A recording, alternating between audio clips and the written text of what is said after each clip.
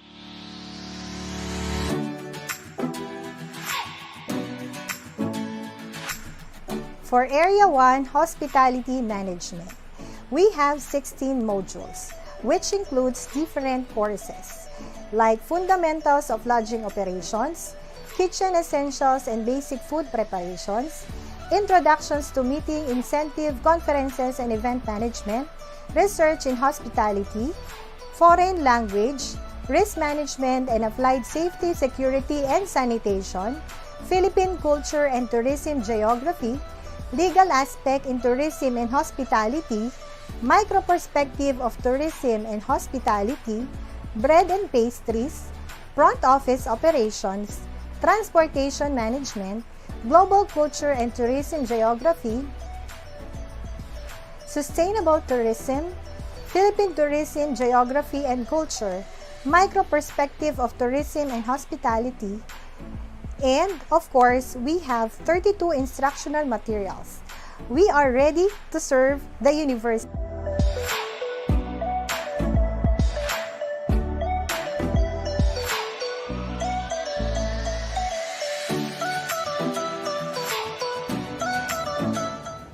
Welcome to Area 2 Information Technology with the following courses of Bachelor of Science Information Systems and Bachelor of Science in Information Technology.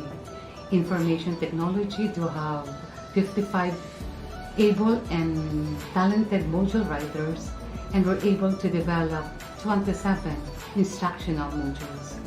And we are claiming that Area 2 Information Technology is now ready to serve under the new learning environment.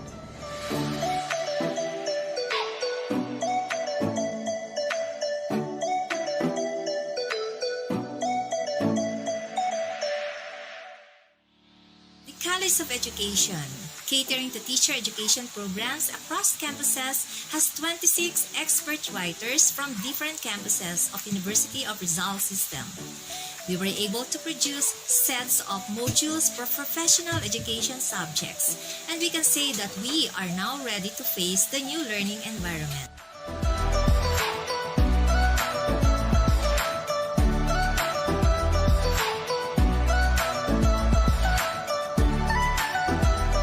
A blessed day, everyone. The business and industry take charge of the curricular programs in accountancy, business administration, and office administration, being offered in URS, Antipolo, Binangonan, Pililia, Tanay, and Rodriguez campuses. The team is composed of 70 hardworking module writers who are experts in the field of accounting, finance, marketing, human resource management, and office management. The team developed 40 course guides and 216 learning modules for various courses this first semester. Thus, I may say that the faculty in the business and industry group are ready to welcome students in the new learning environment. My appreciation and gratitude to all the module writers for all the efforts and sacrifices to produce the learning materials for our beloved URS students. In URS, we heal as one, we teach as one.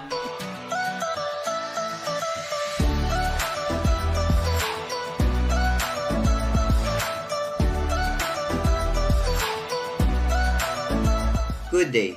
From the TWG5 Arts and Culture with the course Bachelor of Fine Arts, the group finished all the modules for 12 subjects offered for this first semester. The 4 strong module writers, Sir Odoy, Sir Gian, Ma'am Mao, and Ma'am Angie, ensure you all that we are ready of service in this new normal.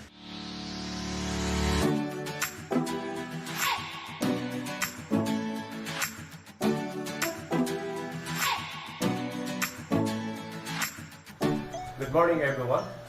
This is PM Sports Department, and on this first semester, we offered PE1 and PE3 to all courses in the university. PE1 has 9 modules and PE3 has 8 modules. All in all, we got 17 modules. I would like to thank the module writers for sharing their talent and expertise. At this point in time, I would like to assure everyone and everybody that we are ready for the complexities and diversities and the challenging role of this new normal learning delivery system.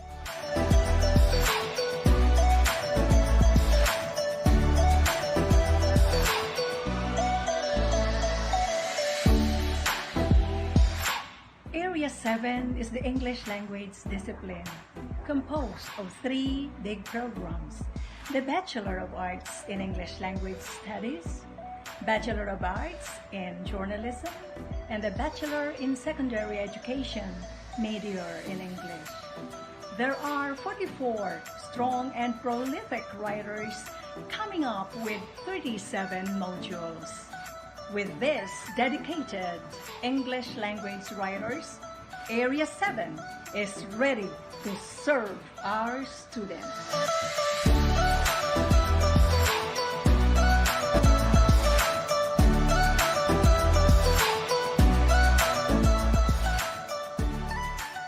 Magandang araw sa ating lahat. Ang Area 8 Filipino Group ay binubuo ng 15 core subjects. Ang Filipino 1, 2, 3 na nasa ilalim ng DICT ay tinuturo sa lahat ng kurso sa buong pamantasan. Samantalang ang major subjects naman ay itinuturo sa mga campus na may mga major na Pilipino. Kami po ay binubuo ng 16 na manunulat sa Pilipino, kaya't kami po ay nakabuo ng 15 module batay sa bilang po ng mga subjects. Sa ngalan po ng aming mga kasamahan na nagkaisa na bumuo ng module na ito, ipinagmamalaki ko na kami po ay handa ng sumuong sa makabagong paraan at sistema ng edukasyon sa kasalukuyan.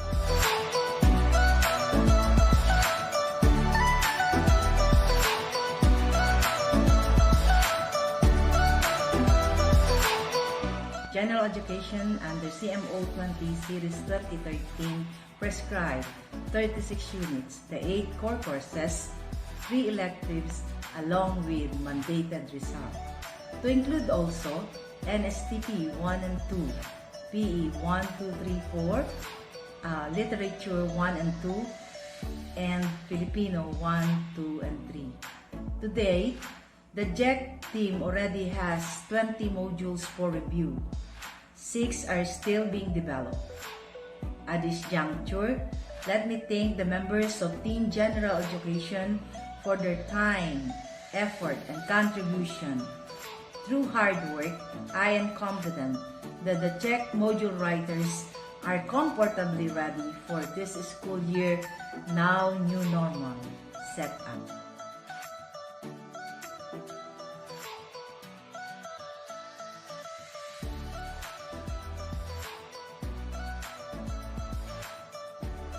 Good day to everyone. The Agriculture and Allied Courses Group prepared 19 modules for students in the Bachelor of Science in Agriculture, major in Crop and Animal Sciences, 9 for Bachelor of Science in Fisheries, and 17 for Bachelor of Science in Agriculture and Biosystems Engineering. There are 33 writers who guarantee a productive educational journey amidst the pandemic. We hope to continue providing our students with the best online and offline learning resources essential in understanding and appreciating the principles related to the degree programs that they are pursuing. Hence, you are enjoined to make the most out of these learning materials.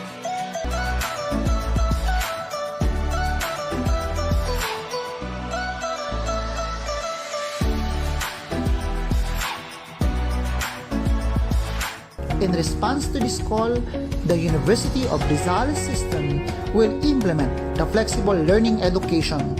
In this program, our students will continue the journey to be future professionals in the safety and comfort of their homes. The created HUSUCOM of the URS Academic Council is ready to embrace the challenges. With 19 professors and experts in the different disciplines, and the 34 written course guides and modules which are now ready to be administered, URS is now in continuum of quality higher education amidst the COVID-19 pandemic. With the proper guidance of our partner parents and professors, we believe that URS students will continue to be the tomorrow's noblest.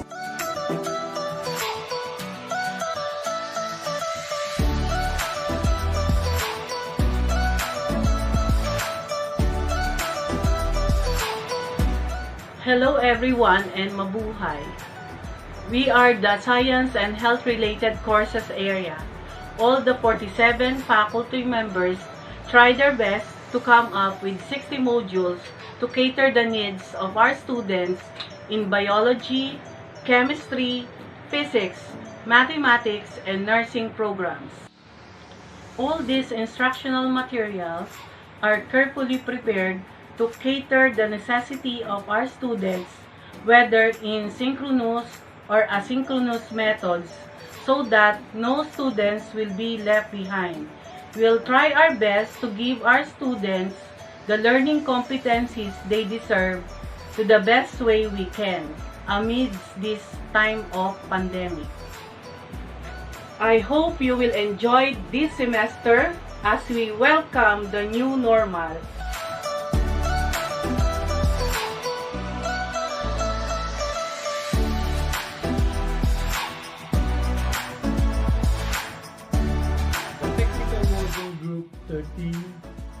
is composed of industrial technology and home economics. For industrial technology, the area of specializations are the following: automotive technology, civil technology, drafting technology, electrical technology, electronics technology, heating, ventilating, air conditioning, and refrigeration technology, and mechanical technology. The different programs who will use the different modules are the Bachelor of Technology, Bachelor of Technical Vocational Teacher Education, and Bachelor of Technology and Livelihood Education. The TWG-13 is composed of 41 writers, and they are working with 57 subjects with an average of 12 modules per subject. The TWG-13 is ready to deal with the developed modules to its clientele.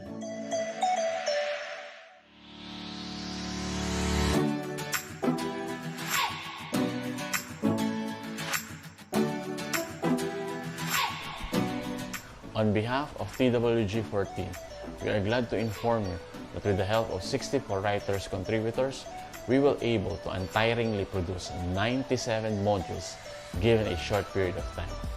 We will welcome for this school year an estimated student population of 2,200 to take up the highly recognized and unparalleled programs in the university: the civil, computer, electrical, electronics, and mechanical engineering programs.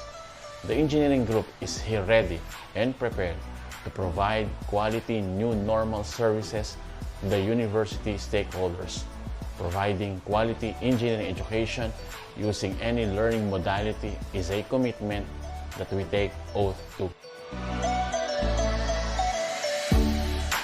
We will present to you our learning management system.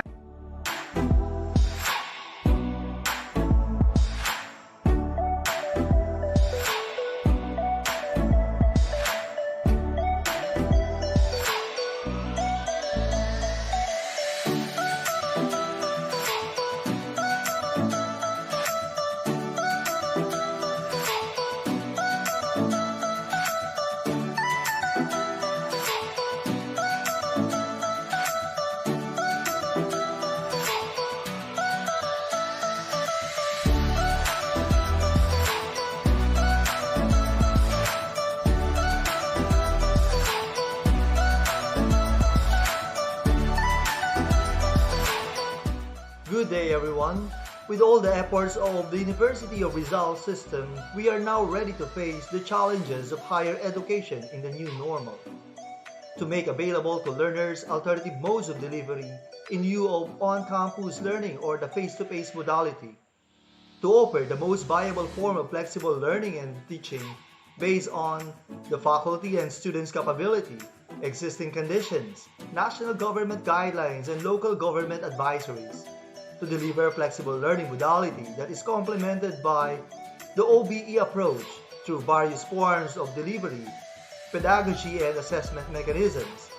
To provide an effective mechanism to inform and orient learners on the nature of the learning system to be implemented, and to ensure the readiness of the institution's learning management system to address the dynamics of blended learning modalities. With high hopes, we are one in this undertaking, and the University of Rizal system stands to deliver quality and excellence in education at all times. With the URS flexible learning for continuity, the higher education can be enhanced and transformed.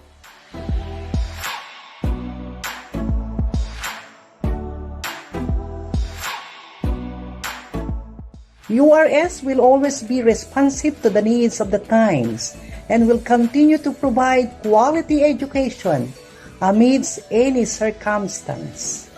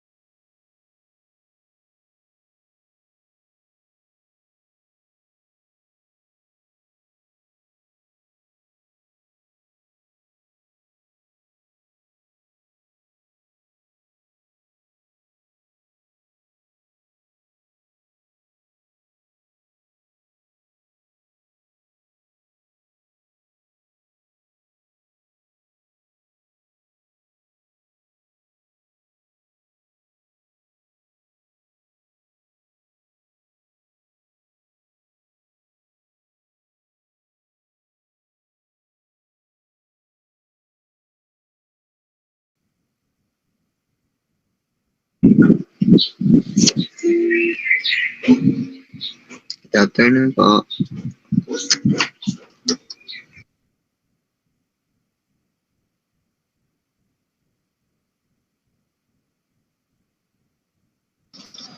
Afternoon po.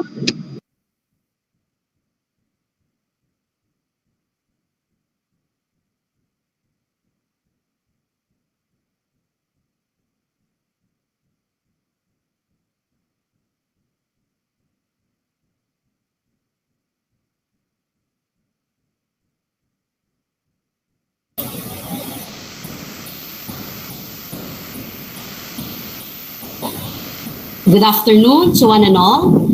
Today, we are blessed and grateful that we are gathered for a significant event with regard to digital parenting. As such, as stipulated in Republic Act number 10173, the state recognizes the vital role of information and communications technology in nation building and its inherent obligation to ensure that personal information in information and communications systems in the government and in the private sector are secured and protected. I am Professor Reyna R. Miranda of the University of Rizal System Morong, your webinar's moderator for today. The Department of Information and Communications Technology, in partnership of the University of Rizal System, conducts this digital parenting webinar.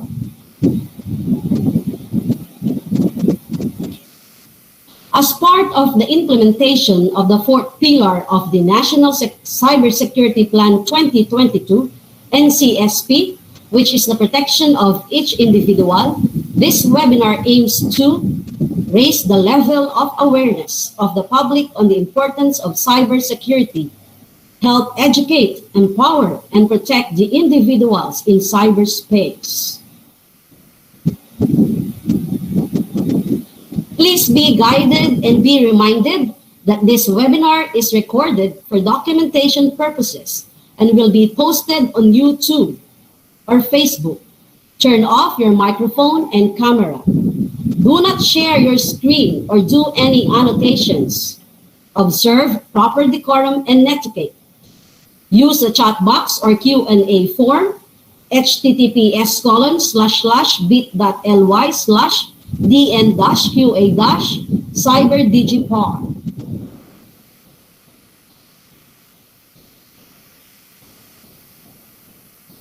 Certificates will be provided to those who have attended the full duration of the webinar and answered the post-evaluation form. Input valid and active email address when filling out the post-evaluation form. Cut-off time is tomorrow at 4:00 p.m. Live stream or replay at URL http://www.youtube.com/cyberseklc2/.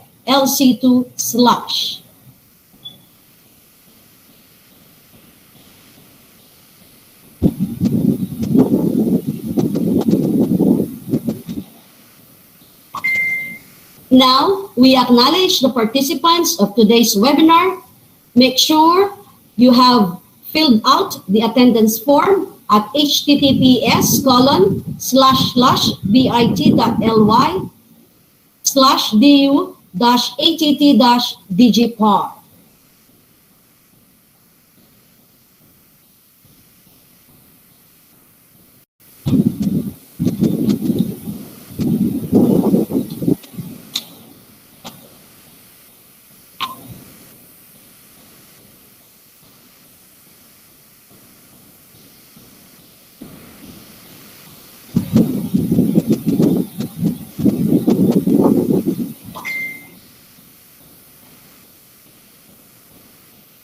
The Department of Information and Communications Technology, DICT, shall be the primary policy, planning, coordinating, implementing, and administrative entity of the executive branch of the government that will plan, develop, and promote the National ICT Development Agenda, RA 10844.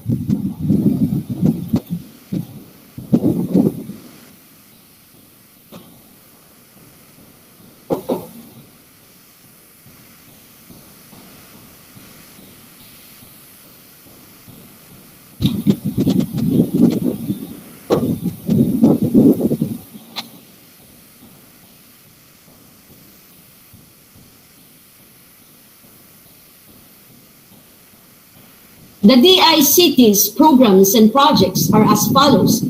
You can see them on the screen. To read a few, we have the free Wi-Fi for all, EBPLS, and National Government Portal gov.ph.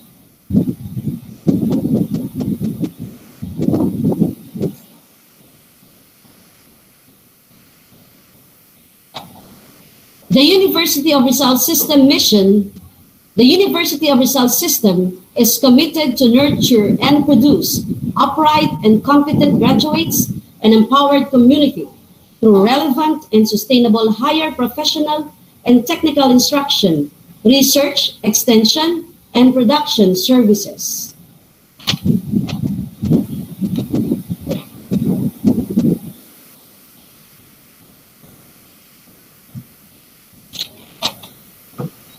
To deliver the opening remarks, let us now listen to the respectable and competent Director of DICT Luzon Regional Cluster 2, Engineer Reynaldo T. C.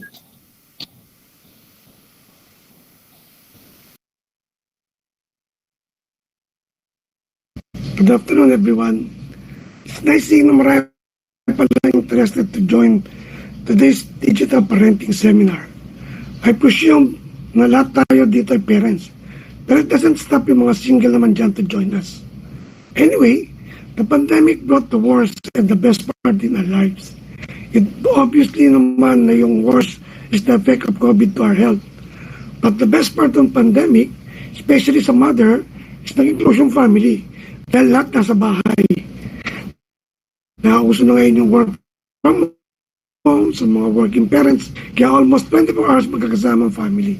This gives the parents a chance to be close with their children and a great opportunity to spend quality time with the family.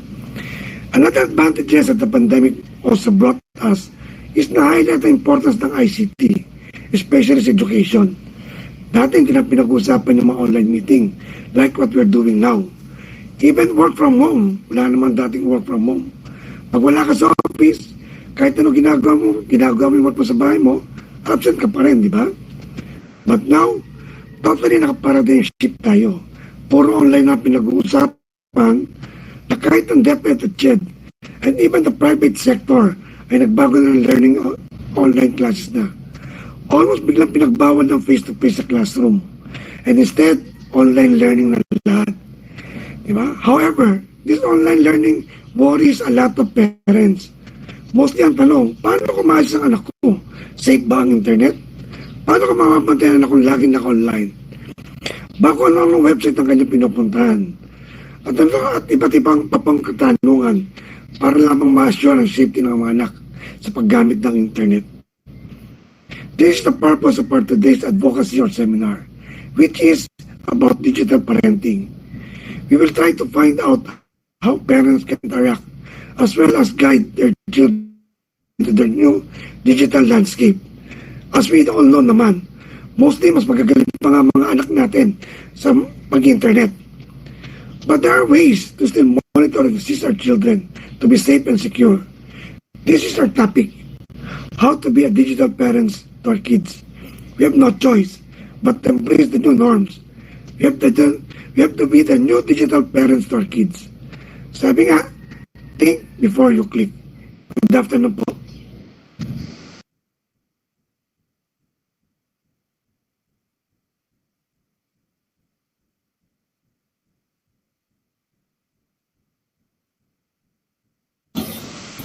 Thank you, Engineer C, for that warm opening remarks. At this point, we will be hearing another opening remarks from the enthusiastic and dynamic Vice President for Academic Affairs of URS, Dr. Alan E. Conde.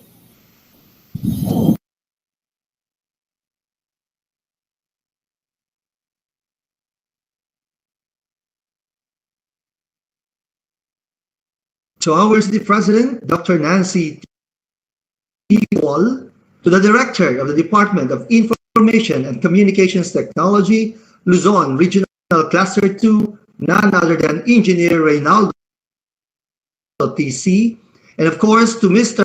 Carlo Gabriel Abad from the Department of Information and Communications Technology, Rizal Provincial Office, from URS Morong and URS Tanay Main Campus, Professor Sinya B. Canale and Professor Wilmer I. Villa, to Engineer Marvin S. Bakiran, the head of URS Management Information System, to our resource speakers who will be properly introduced later. Dear parents, faculty, and students, ladies and gentlemen, warm greetings to everyone. In these times of pandemic and at all times, we must practice protecting ourselves physically, mentally, emotionally, and spiritually. But with the advent of digital environment, where everything can be processed on our fingertips with different systems, networks, and programs, we aware from different digital attacks, accessing, changing, or destroying our sensitive information, extorting money from users, or interrupting normal business processes. With this, ladies and gentlemen, it is an honor and pride of the Department of Information and Communications Technology and the University of Rizal System in its collaborative effort to deliver its webinar on cybersecurity awareness. Please be with us in this very important activity, protecting ourselves from digital attacks. Once again, ladies and gentlemen, a pleasant day to all at mabuhay tayong lahat. Thank you, sir, for that insightful welcome remarks. This time, for her message to us, let us all lend our ears to our beloved and prudent University President, Dr. Nancy T. Pascual.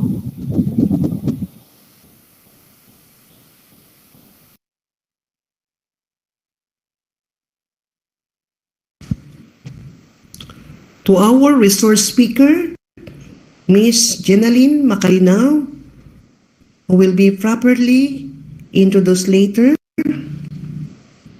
The DICT Luzon Regional Cluster 2 Director Engineer, Reynaldo TC. To Mr. Carlo Gabriel Abad from the DICT Rizal Provincial Office. To the URS Vice President for Academic Affairs, Dr. Alan E. Conde. To the Head of the Management Information System of URS, Engineer Marvin S. Bakiran. To the Principal of the Laboratory Schools, URS Morong, Professor Sinya B. Canale. To the Principal of the Laboratory Schools, URS Tanay, Professor Wilmer I. Villa. To the participants to this webinar, good afternoon. Whether we like it or not, we are now living in a highly technical world. Slowly but surely, we shall migrate to the virtual world for almost all transactions in our day-to-day lives. From paying bills to enrollment in schools, we are becoming more and more dependent on technology. As we transition to a virtual community, we are also faced with new emerging threats in the form of cyber crimes and cyber attacks.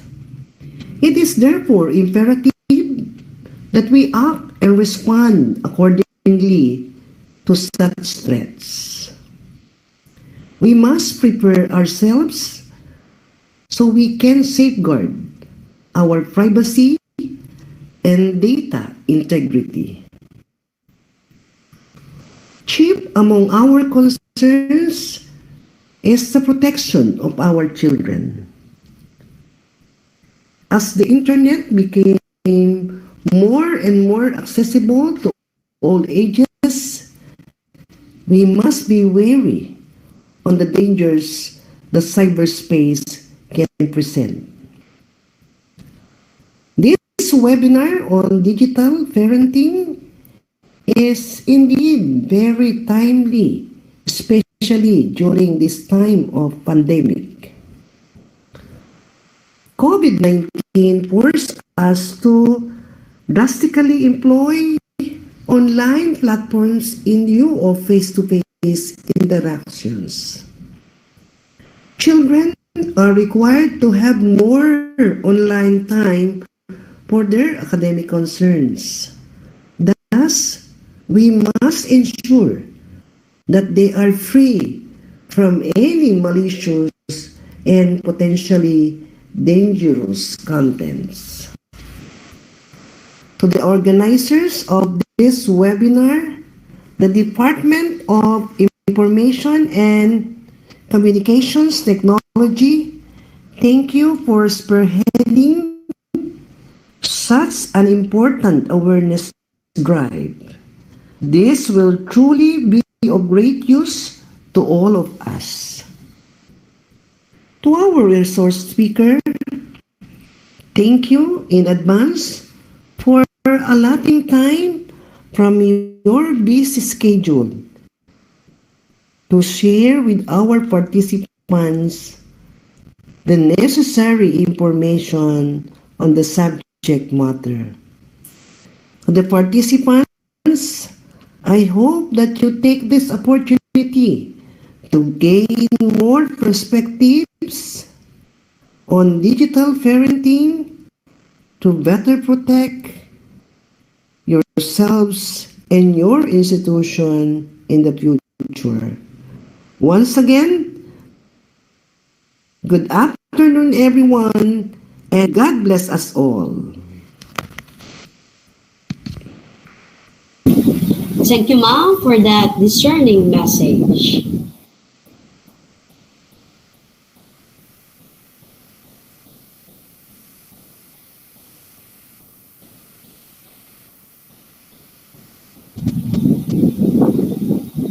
Once again, welcome to our webinar, Digital Parenting.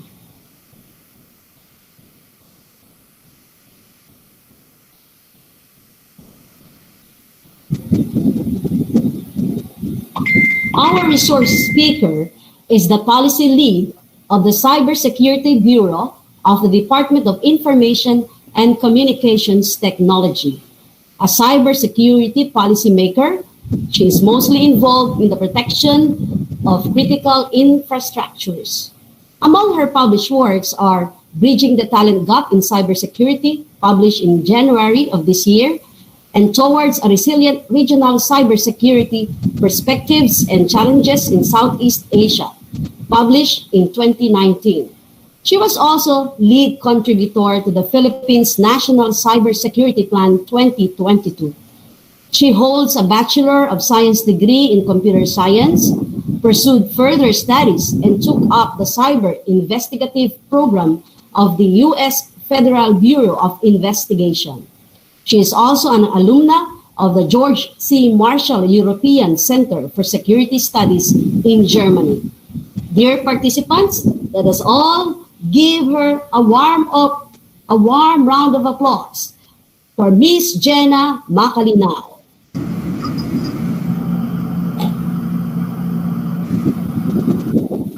Good afternoon, everyone. Can you hear me po?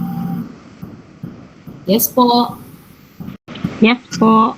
Thank you, ma'am.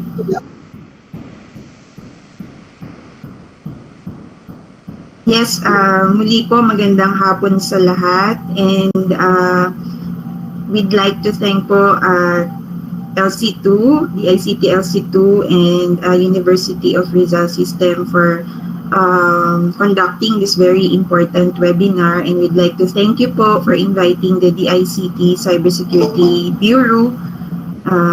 Tunay po na sabi nga po ni Director kanina na it is very timely since we are all right now nasa ECQ mode po ulit tayo, and so we are all at home, and most of us are online. So, parents, our children, lahat po tayo ngayon are compelled to do all our activities online. So, today po, I will be discussing how we as parents, I'm also a parent po, how we can help our kids navigate the cyberspace securely and safely. Since hindi na po natin maiaalis ngayon na lahat na even our studies, no, yung studies po ng ating mga anak is online. So, with that po, please allow me to share my screen.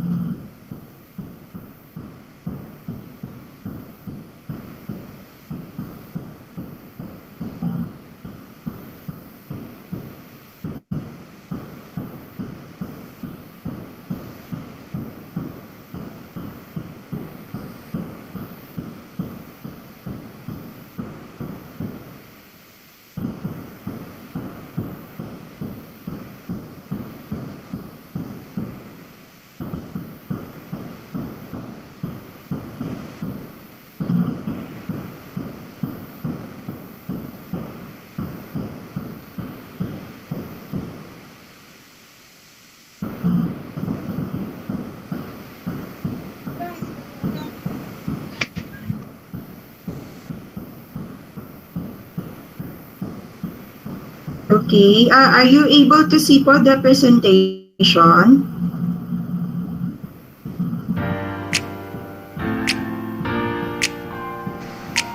Mga attendees ko lang, ma'am. Okay.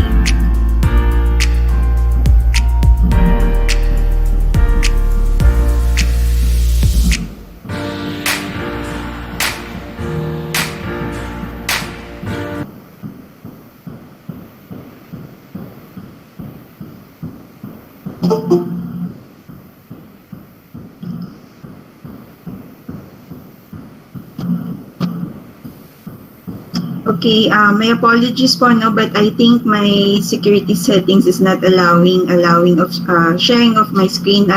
If I may request po the help of the secretariat, kung pwede ko pong bang isend yung presentation.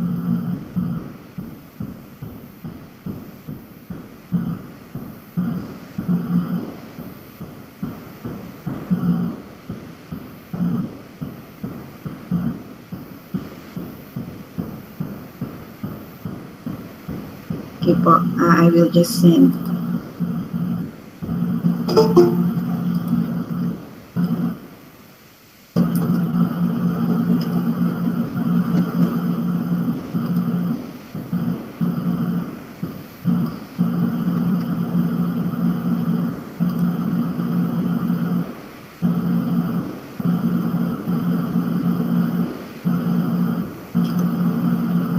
Ma'am Makalinaw, the Gmail po where you can send your PPT is seen on the chat box. Yes, ma'am. I'm sending it now po.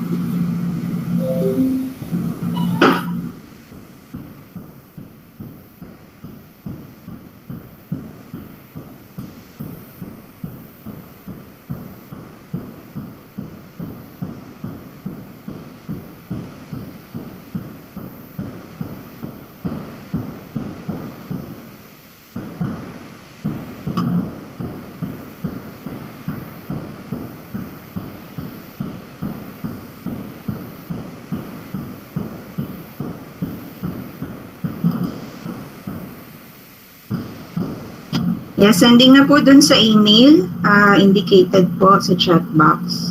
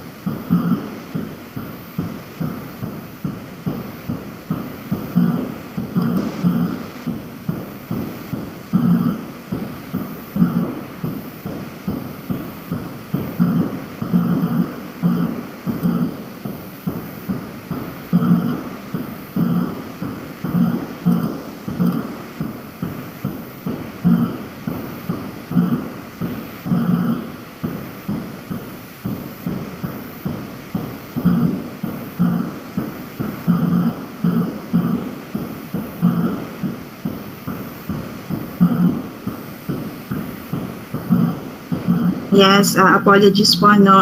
Sent na po yung file, also uploaded dun sa shared drive. This being an issued laptop, medyo may mga security settings po kasi that sometimes not allow certain files.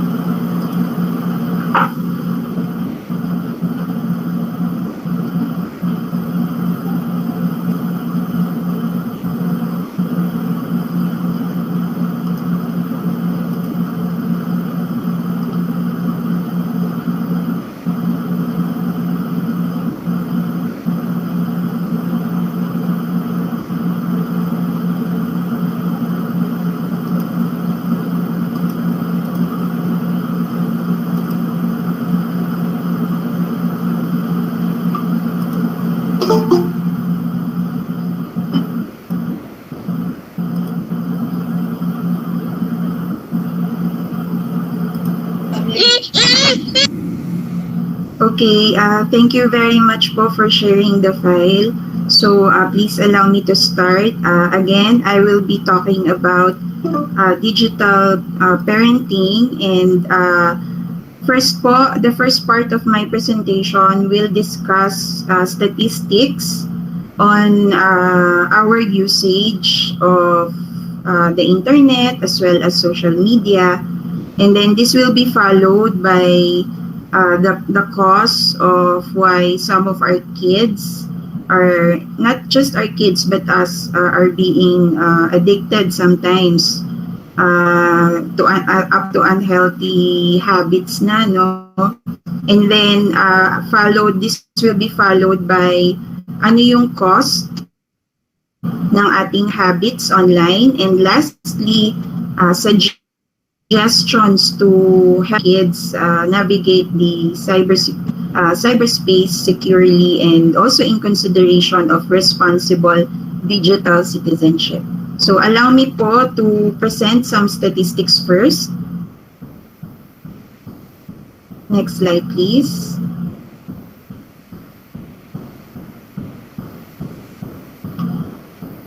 Okay, so as you can see in your screens po, for the 6th straight year, the Philippines remains as the top country worldwide whose citizens spend the most time on the internet and social media. This is according to research firms Hootsuite and We Are Social. In the latest digital 2021 report, it says that the Philippines spend an average of 10 hours and 56 minutes on the internet daily via any device. This is longer compared to last year's data, which recorded only 9 hours and 45 minutes. Pero mataas pa rin po yun, no? And last year, again, tayo po yung nasa top spot sa internet usage. Trailing behind us is Brazil with an average internet usage time of 10 hours and 8 minutes. And you have Colombia with 10 hours and 7 minutes. Japan remains as the country with the least time spent on the internet with only 4 hours and 25 minutes. So, ayan po ang current average usage nating mga Pilipino. Next slide, please.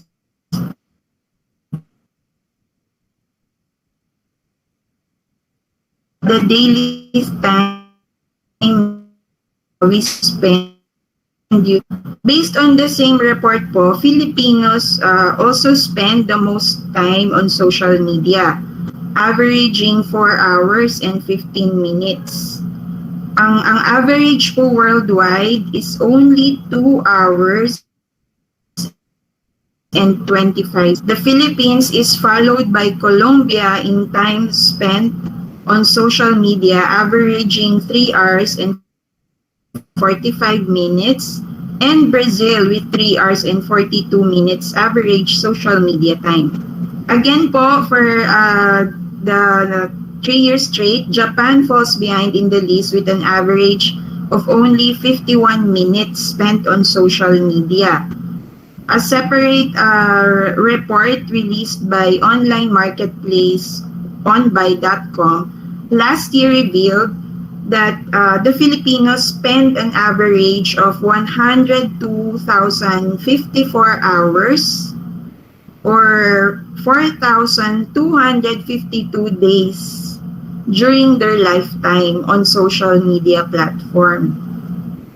So, sa average lifetime daw po ng isang Pinoy, we spend an average of 4,252 days. Based po no, sa statistics. Again po, yung pag-tap natin sa usage ng social media is for the 6th straight year. Since nag-start po itong research on social media usage. Next, please.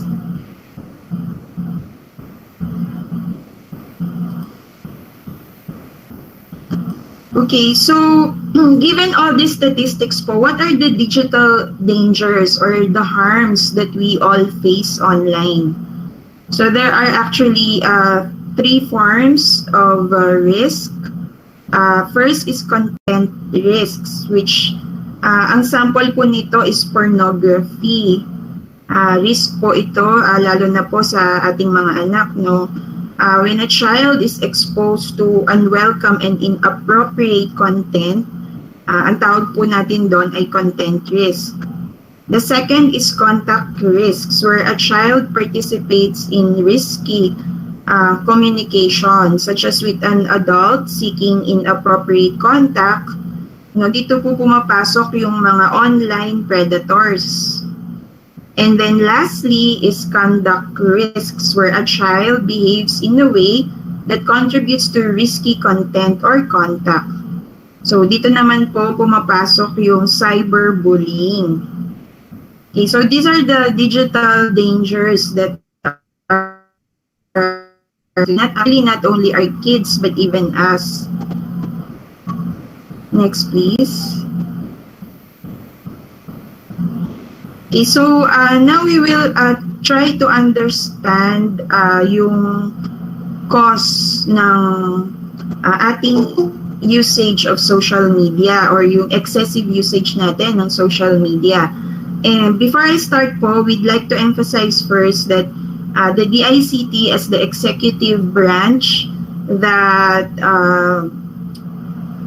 actively promotes yung usage po ng information and communications technologies for the advancement of our society, we highly encourage po, of course, digital innovation and yung paggamit po natin ng technologies. However, in the next slides po, we will just be presenting yung reasons behind why sometimes excessive yung usage natin ng social media.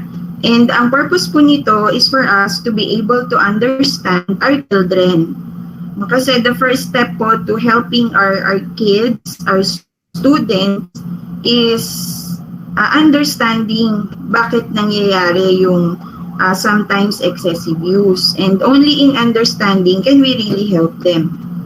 So yun po, we will understand how some of these devices or technologies are actually engineered for us to behave in a certain way, or to put it simply, sometimes up to the point of addiction. Okay, next slide please.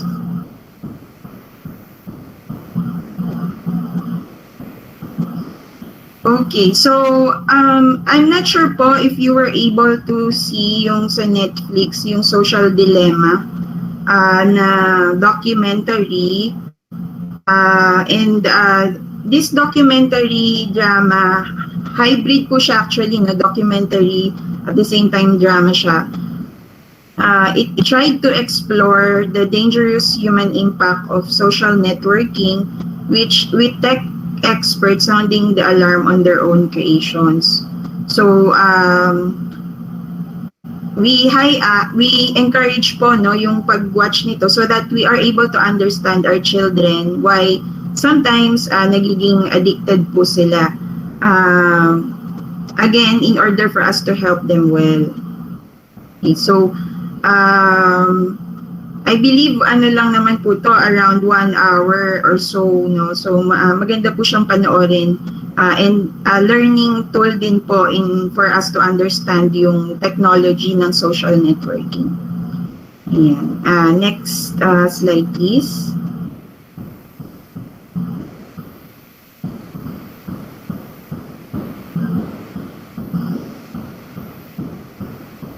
Okay, so please allow me to discuss yung persuasive design. Ito po yung tinatawag na discipline or field of study that is being used by tech companies. So basically po, it uses psychology to design products or services.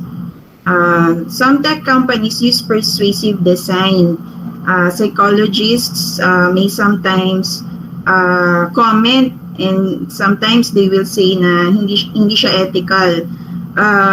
Actually, a group of psychologists sa American Psychological Association, they say that sometimes some kids are suffering from manipulation techniques that some companies use. Persuasive design is an area of design practice that focuses on influencing human behavior through a products or services characteristics. Based on psychological and social theories, persuasive design is often used in e-commerce, organizational management, and public health. Okay, so hindi naman po entirely wrong itong area of study na to kasi ginagamit po talaga siya for public health purposes, for organizational management. However, there are instances na nagiging hindi maganda yung kanyang output, lalo na when nagiging addictive po yung mga technologies. Next slide, please.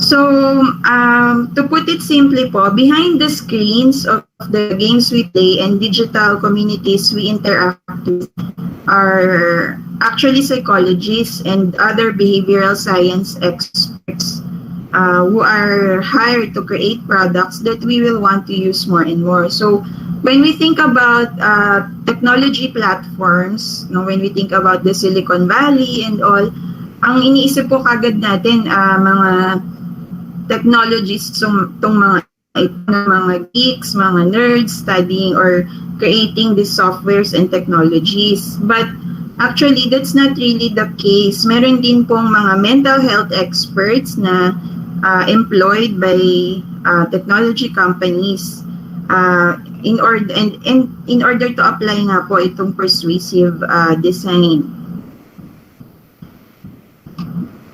Next, please.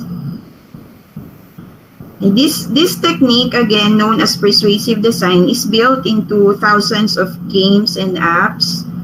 And almost lahat po naman ng nakikita natin na apps and softwares, ginagamit naman po talaga itong persuasive design na ito. It relies on persuasive design to encourage specific human behavior. Sometimes, unfortunately, starting from a very young age. So, let's try to understand saan po ba nanggaling itong persuasive technology. The founding father of this research is B.J. Fogg. He is a behavioral scientist at Stanford University, where there's a lab dedicated to this field. Fogg has been called the millionaire maker. So, how did this research becomes popular in the tech world. Kasi po si Mr. BJ Fogg spent half his time educating at Stanford and the other half consulting with the industry. He taught classes on the concept, and people that attended such classes include Mike Krieger,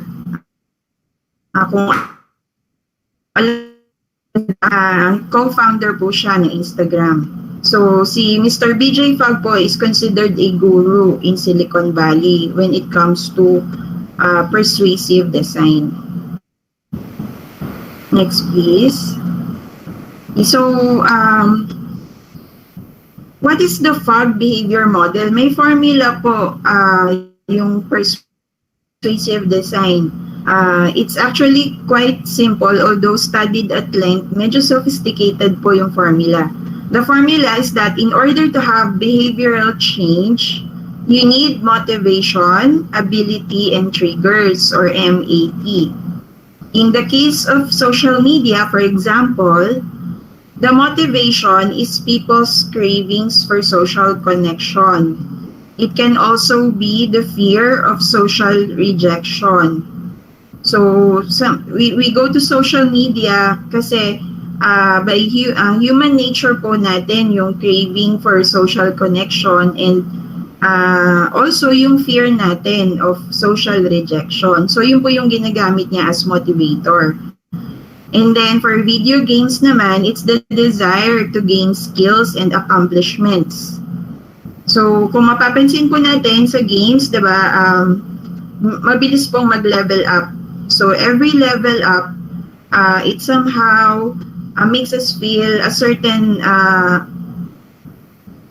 feeling of accomplishment, no, na parang na-accomplish ko tong level na to, and then as you go through the game, mapapansin natin mabilis ding mag-level up, and it gives us that good feeling. Okay, and then yung A naman po sa formula, it basically means making sure that the product is remarkably easy to use.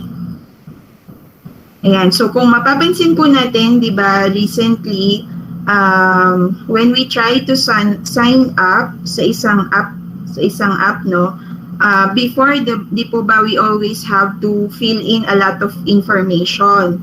So, lagi natin i-enter yung name natin, address, and all. But have we noticed na may mga apps na you can just choose sign in with, for example, sign in with Google or sign in with Facebook. So, wala ka nang fill upan. Yun po yung letter A. Dapat maging easy daw for users to join the platform.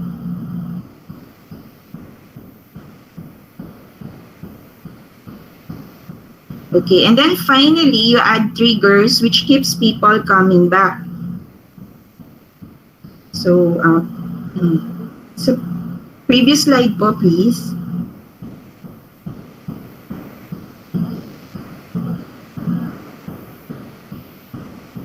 Thank you. So, yun po, yung triggers, yung letter T, ito po yung nagiging reason why we keep coming back sa isang app. So that yung videos, hindi natin siya maiwanan kasi may mga rewards. Like for example, sa Snapchat, kung familiar po kayo sa Snapchat, meron pong rewards yon if you use the app longer. So yun po yung triggers or yung mga notifications. Yan, triggers po yan. And it's the reason why we keep coming back sa application or sa platform. Okay, next slide please.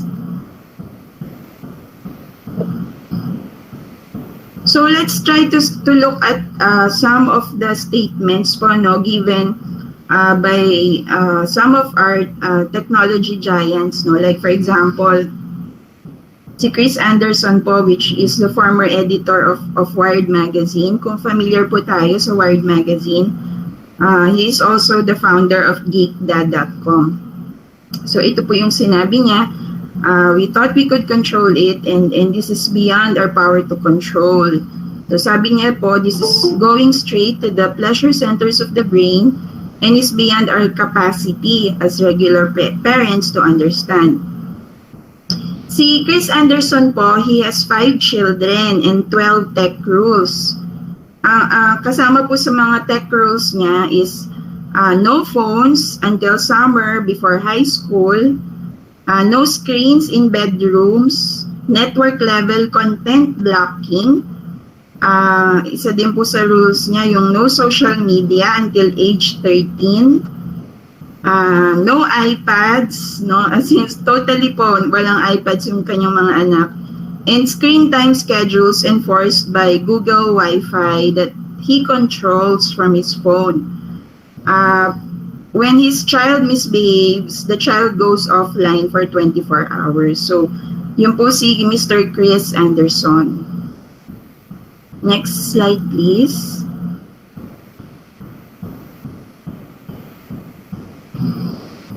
And then, let's take a look at what Sean Parker, kung siguro po familiar naman po tayo sa kay Mark Zuckerberg, but hindi po tayo familiar do sa mga co-founders niya po, no? So, Sean Parker is one of the founding presidents of Facebook.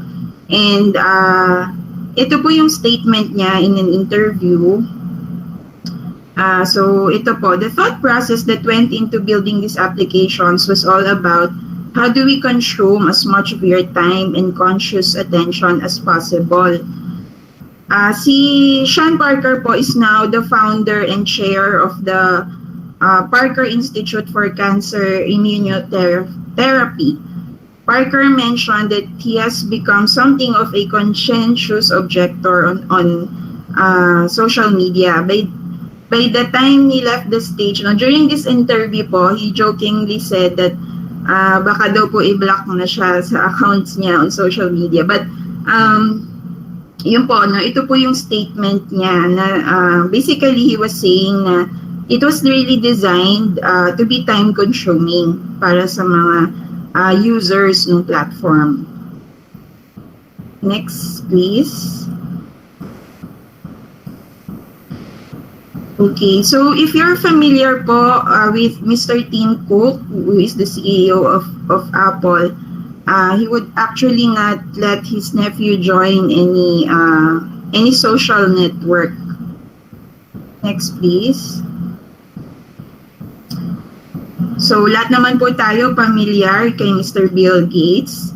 But we don't know po no, na he banned cell phones pala until his children were teenagers. And actually, his wife, Melinda Gates, wrote that she wished na they had waited even longer. So, may pagsisisi pa po no, sa wife niya. No, wishing na mas matagal pa sana before nila binigyan ng phones.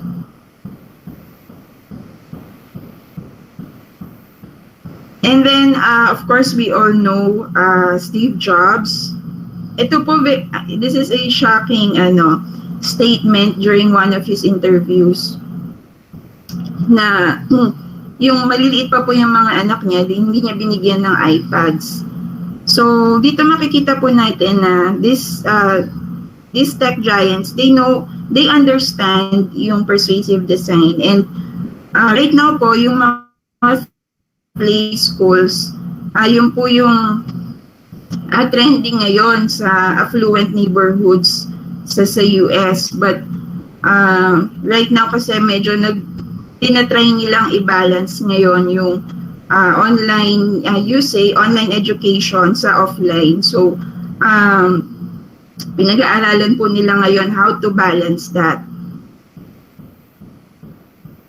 Ayan. So now that we understand yung reason, let's now try to understand po ano naman po yung effect nitong engineered for addiction na cause ng minsan ng excessive use natin. So next slide please.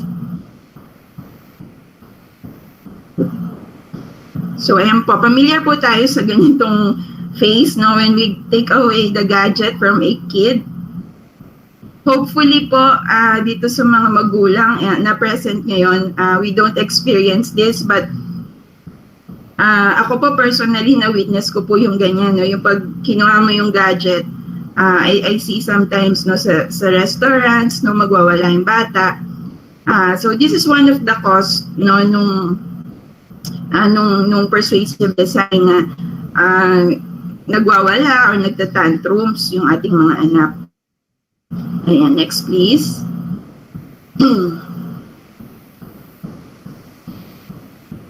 Ayan po. So let's try to understand ano ba yung nire-risk natin whenever we stay on the gadget for too long, or when we stay in these platforms for too long, or share things na hindi naman natin dapat i-share. So if I may request po, pa-click po yung YouTube icon so the video can be played po. Thank you.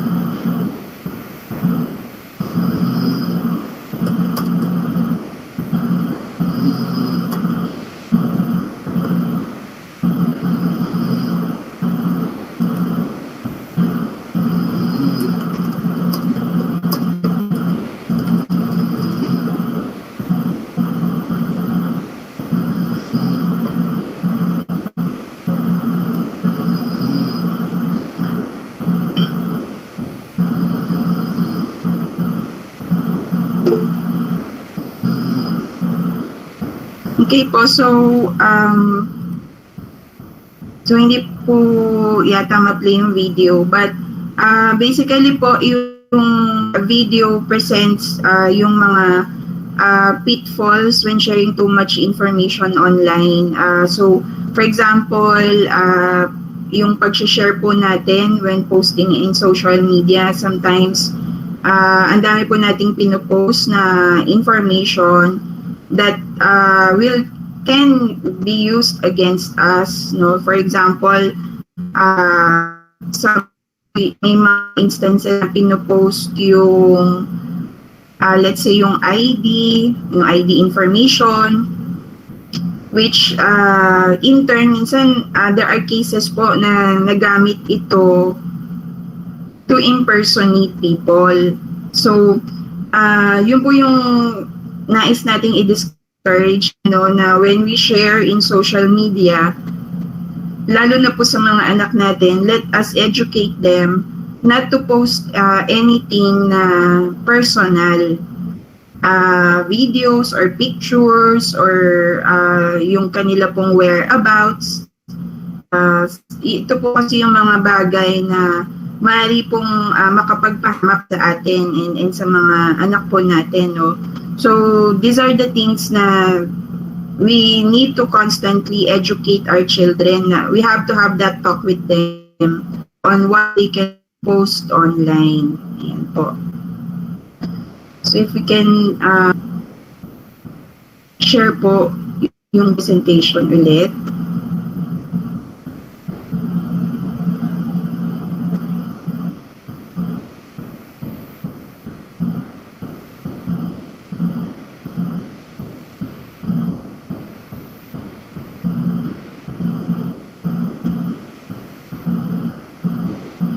And so, moving on po dun sa other is yung pong gaming disorder. Ang World Health Organization po actually called gaming disorder an official medical condition. So, considered na po siya as an ailment. Kaya isa po ito sa naging repercussions ng persuasive design. Next, please.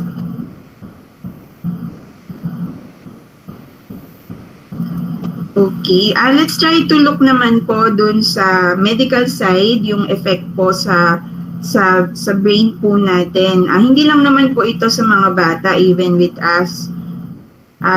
What you see in your screen is an MRI scan of a brain of an opiate addict versus another with internet addiction disorder. Kasi sa psychology po, meron na pong tinatawag na internet addiction disorder. And makikita po natin sa screen po natin na halos pareho po siya. And if we try to pause for a while and try to understand yung ito pong images na to, hindi po ba sa substance abuse, alam po natin yung manifestations, like for example, yung behavior na aggressive, halimbawa po addicted sa substance, aggressive po yung behavior or minsan nagiging violent. If ganun po yung effect sa substance abuse sa brain natin, and then the same po yung effect sa brain natin for internet addiction, then we will now begin to understand bakit ganun yung reaction po ng mga anak natin, why nagwawala kapag tinitake away natin yung gadgets. Kasi nga po, yung effect doon sa brain, for both addiction, it being called an addiction is the same. So, this is something na we really need to consider when we are trying to help our kids. Kasi minsan nagagalit tayo kagad without understanding bakit sila nagkakaganon. And since alam po natin na ganito pala yung effect niya, makakaisip po tayo ng better strategy when we try to help them overcome yung, let's say, kung nandun na po sila sa stage ng addiction. Next, please.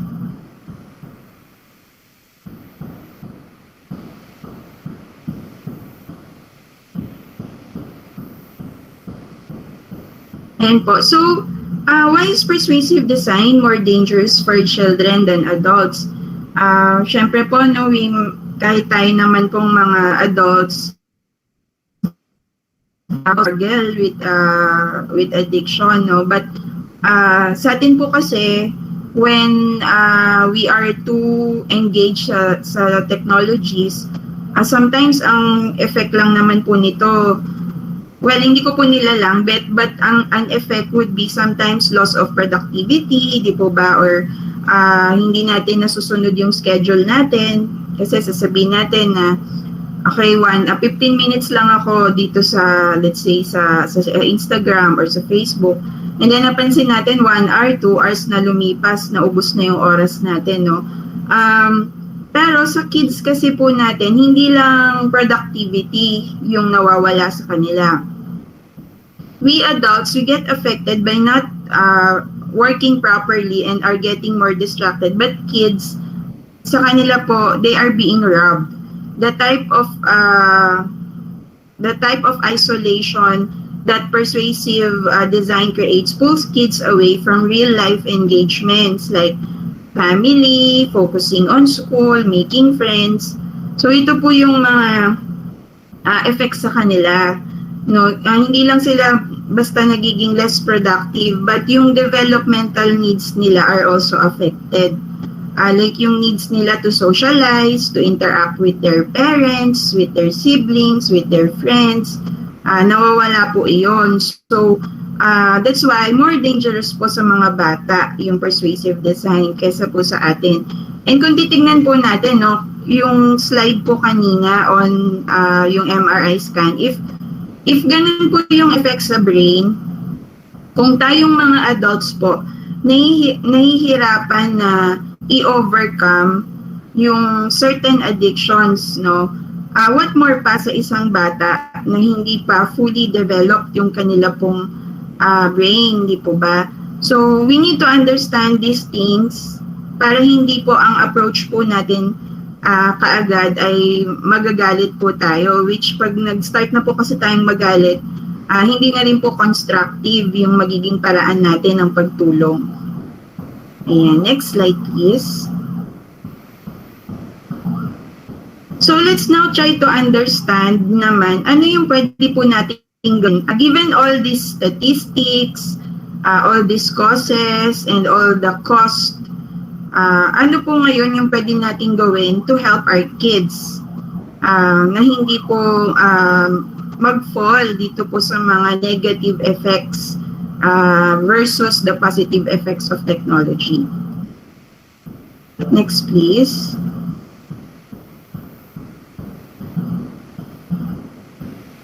Okay, so how do we now help our kids? Next slide po. So, meron po tayong mga technology options. So, one of those tech options is, for example, if we want to block websites, meron pong tinatawag na engines na we can have our kids use, like Google Safe Search, no, pwede po natin yung ipagamit. And then, for blocking websites and filtering content, meron naman po niyan ang Microsoft, meron din po for Apple, meron din po for Amazon. May mga settings naman po available so that we can block websites and also filter content. So sa blocking websites po, if you just want to limit what your kids can search for, kasi syempre ginagamit po nila yon, 'di ba, sa studies nila. Ang best option po is to enable, kung Android po, kung Google po yung gamit natin, we can enable Google Safe Search in whichever browser or browsers you use. So, of course, kung gagawin po natin ito, we need to make sure na unang-una po, kung isa-set natin na ganito, Google po dapat yung default search engine, and then we turn on Safe Search. Ayan, this is a good precaution to take as soon as your kids start going online, and you want to make sure na they don't accidentally stumble across something inappropriate. Ayan. If you want them naman po to prevent access to specific website and limit your kids' exposure to inappropriate content such as mature games or even porn, you can use the parental controls that are built into your device's operating system. Every major operating system po, like yun nga po, yung Microsoft, yung Apple's Mac OS, and even Amazon's Fire, offer settings to keep kids from accessing stuff that you don't want them to see. So, to get the benefits, you need to use, of course, yung most updated version ng operating system, and each user has to log in under his or her profile. So, magkakaroon po ng profile settings para po sa inyo, iba po yung para sa anak nyo, and then may specific settings po for each user. The settings apply globally to everything the computer accesses. So, each works differently and has its own pros and cons. This is the best solution if your kids are younger and are primarily using a home device. Yan. Pero kung ang gusto naman po natin ay full-featured third-party parental control service, meron din pong mga ganyang options. It gives you a lot of control over all of your kids' devices, the ones they use at home as well as their phones. Kaya lang po, most of these are purchased, no?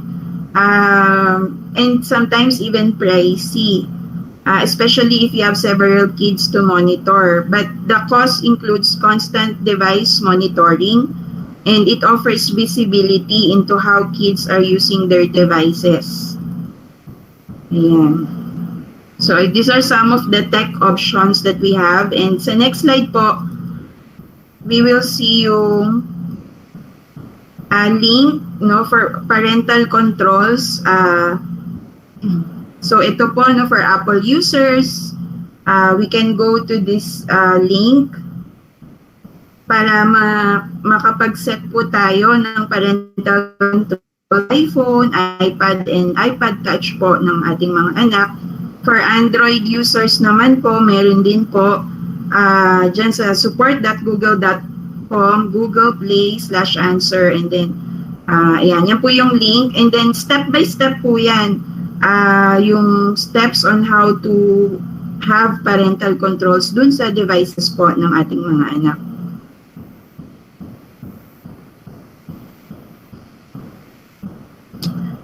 Pag pumunta po tayo dun sa users na link, makikita po natin tong options na to. So, as you can see in your screen, meron pong settings for setting content and privacy restrictions. Meron din pong settings for preventing explicit content. Andyan din po yung restricting game center. You might remember po, recently sa news, yung nag-purchase po ng games, yung bata. I'm not sure kung napanood nyo po, but using his dad's phone, nag-purchase po siya ng mga games, and siguro po naka-login yung online account, banking online account ng father niya. So, dire-diretso lang po siya mag-purchase hanggang sa umabot ng 100,000 plus, yung kanyang na-purchase na games, or yung mga tinatawag na parang mga add-ons dun sa games na pinurchase niya. So, yun po. Meron din po ditong option na you can allow yung built-in apps and features, preventing web content, even restricting Siri sa web search, Andyan po lahat. And very easy follow naman po yung instructions. Ayan. Next, please.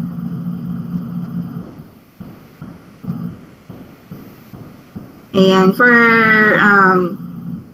Google users naman po, ano yung makikita po din pag pumunta tayo dun sa link provided kanina.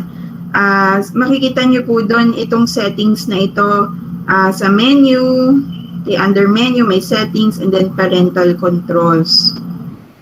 Ayan, pag nag-set up na po tayo ng parental controls, may PIN po yan na kailangan, kasi baka naman po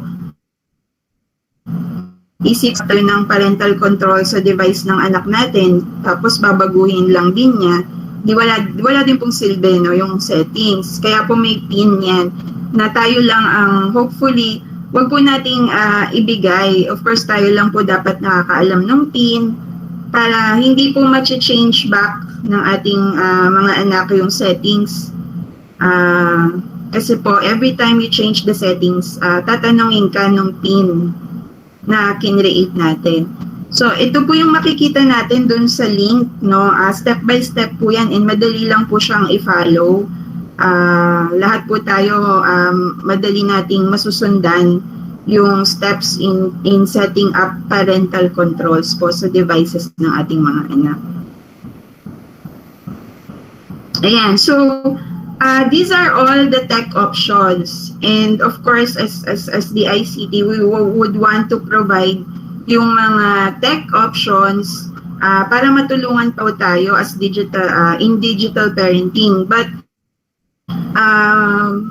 we'd also like to convey na ang tech options po kasi while effective po siya, there are certain limitations. Like for example, we need to understand that we are digital immigrants compared to our kids who are digital natives.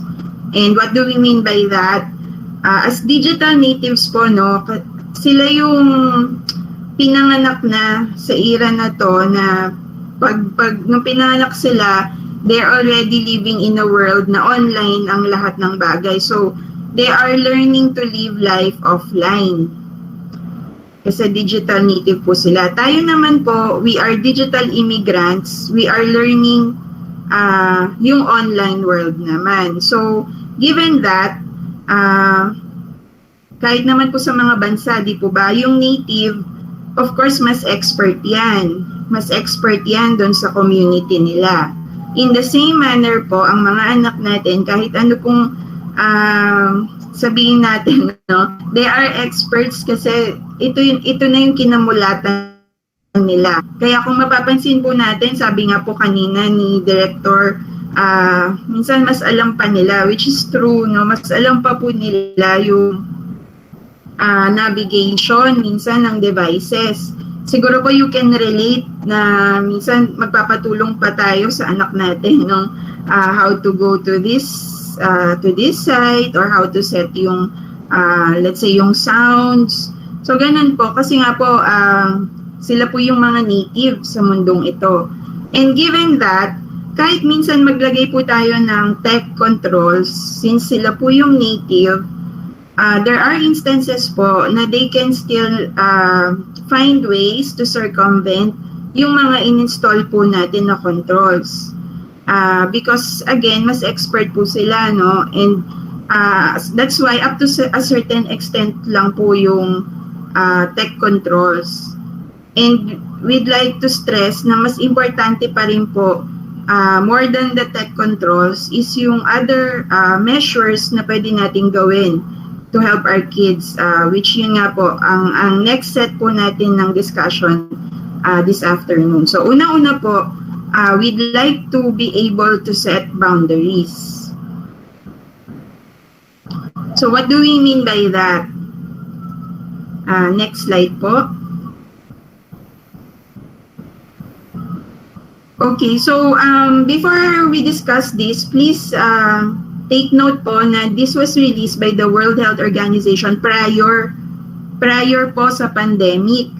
And so, of course, we need to understand na dahil sa pandemic, nagkaroon na po tayo ng changes in terms of the need to stay online longer, lalo na po sa ating mga anak, given yung current situation that we are all in. But prior po the pandemic, ito po yung recommended screen time guidelines by age ng World Health Organization. So meaning, in a normal setup po, ito yung ideal na sana ito lang yung exposure ng ating mga anak, ng ating mga estudyante. And this is what World Health Organization considers as healthy screen time. So, ayan po, makikita po natin na under 18 months old, ang recommendation po is no screen time. For toddlers up to 2 years old, little to no screen time, and so on, no? So, ito po yung guidelines. That's why, marami pong nagtatanong at what age daw ba dapat ine-expose ang mga bata, no? So, ito po magandang guide po. Kasi minsan nakikita natin, no, this is not to say na hindi maganda yung parenting, no, ng iba, because hindi pa nga po natin alam, ngayon pa lang din po natin nalalaman to, na hindi pala dapat ini-expose yung mga babies kagad sa gadgets because of yung effects nga po sa kanilang development. In fact po, in our consultation with some developmental pediatricians, we learned na naaapektuhan din po pala yung kanilang motor skills development, like for example, yung ability nila to grasp objects. Kasi di po ba tayo, we grew up na yung naglalaro po tayo ng mga blocks or ng clay. So we learn to grasp things, yung talagang i-grab mo yung mga bagay. But when you expose po kasi a child or a baby sa gadgets. Hindi po niya ginagawa yun, di po ba? Usually, nagsaswipe lang. So, by the time na kailangan na pong humawak ng pencil o ng pansulat yung bata, hirap siya because hindi po na-develop yung kanyang ability to hold things or to grasp things.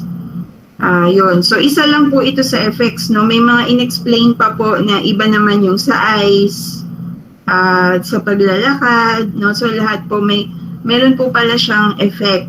And, these are the things, no, na we are starting to learn then as parents, and hopefully po, no, aside from us attendees here, we are also able to share this information kasi hindi pa nga po siya alam ng ibang parents. So minsan na-expose at an early age po yung mga bata. Next please.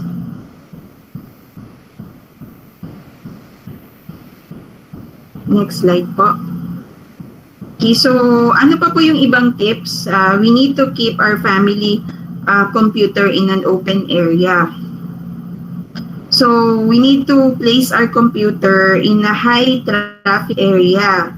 So since ginagamit po nila ito sa pag-aaral, we recommend po na ilagay natin ito sa daanan, yung madali pong makita ng mga guardians, no, ng mga magulang, yung ginagawa po nila, so that we can also safeguard them. It will be easy for us to monitor our children's computer activity. Not only does this accessibility deter a child from doing something that she knows she's not allowed to do, it also gives us the opportunity to intervene if we notice a behavior that could have negative consequences.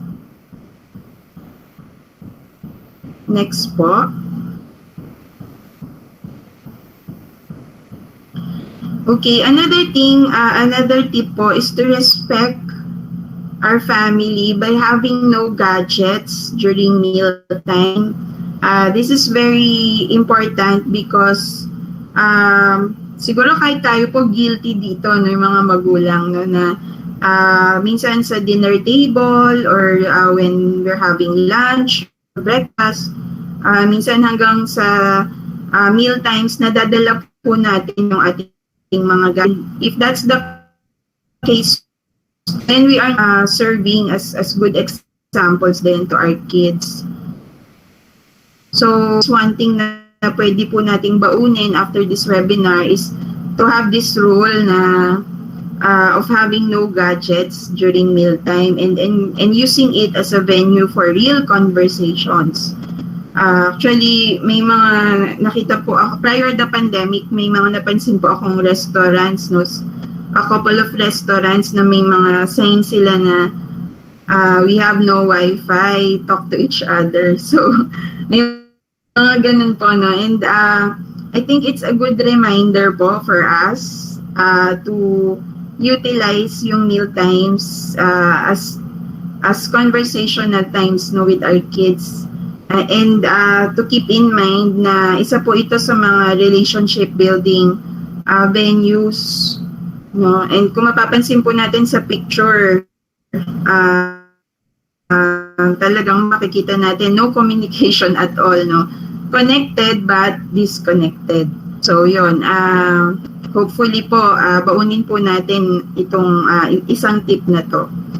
Ayan, next slide please.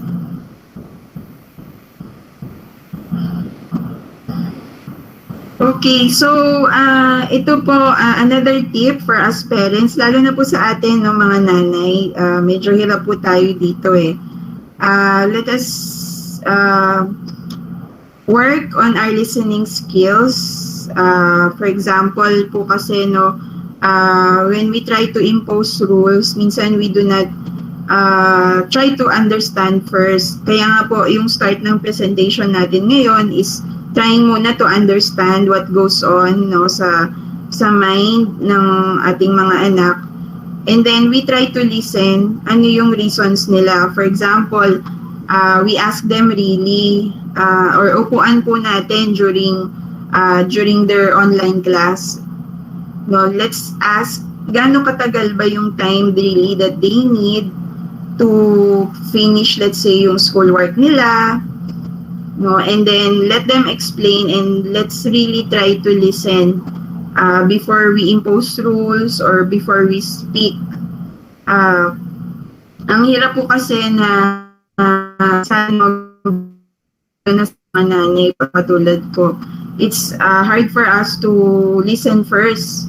Uuna po sa atin yung rules kagad.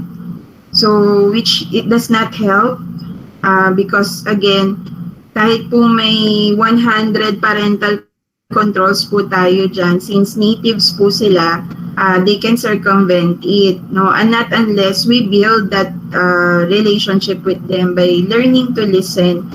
And in listening po, we can come up with a joint, yung pong understanding na ilang hours ba talaga yung kailangan nila to spend online, and then mag-agree po tayo sa screen time, no? Dapat po mutual eh. So, dapat mag-agree din po sila na, oh mama or papa, ito yung kailangan kong time, no? For, let's say, 3 hours or 4 hours. So, depende po sa mapag-aagrihan. And it can only come kung makikinig po tayo. Yan. So, let's try to develop po yung listening skills natin. Next, please. So, yun po, kung mapapansin po natin, yung non-options is really focused on building a relationship with our children. We need to focus on building relationship with them because really, ito po yung pinaka-effective way on how we can be effective sa digital parenting. In building that relationship, mauunawaan din po natin where they're coming from pagdating po sa social media behaviors po nila, why they online, or when they encounter cyberbullies, at least nandun na po yung relationship cases. Usually, the parent is the last to. Ganun po huling nakakaalam yung mga magulang, which is hindi po maganda kasi by that time na malaman po natin, malala na po yung situation. But if we build that relationship with them, then we can be assured na if they are being bullied online, lalaki siya sa atin.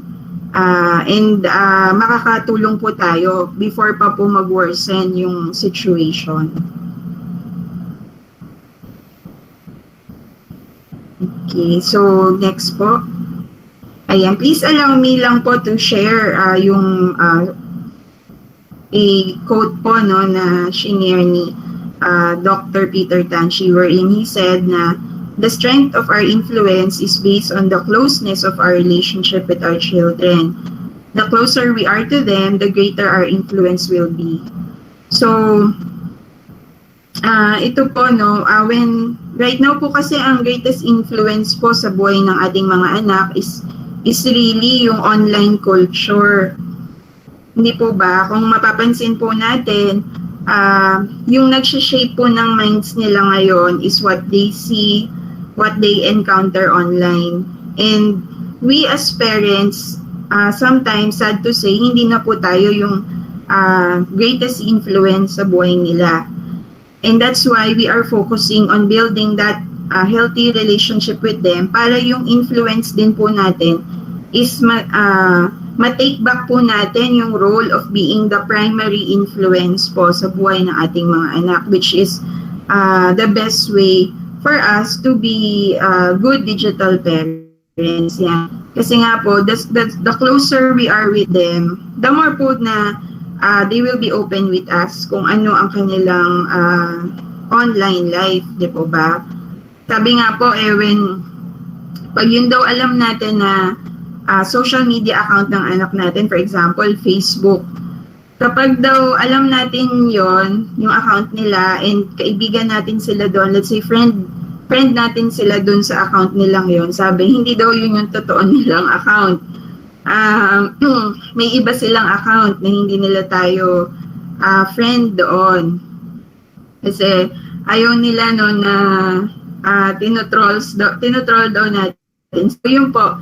And let's keep this in mind na yung pong paglalagay natin ng parental controls is not the end all and be of digital parenting. Na unang-una pa rin po is building that relationship so that we will be the greater influence. Let's take back yung pagiging primary influencer no sa ating mga anak. Let's take it back. Yung nakikita po nila especially yung po yung mag-shape ng minds nila. Napapansin po siguro natin to, nagiging insecurity din. Okay, so next slide po.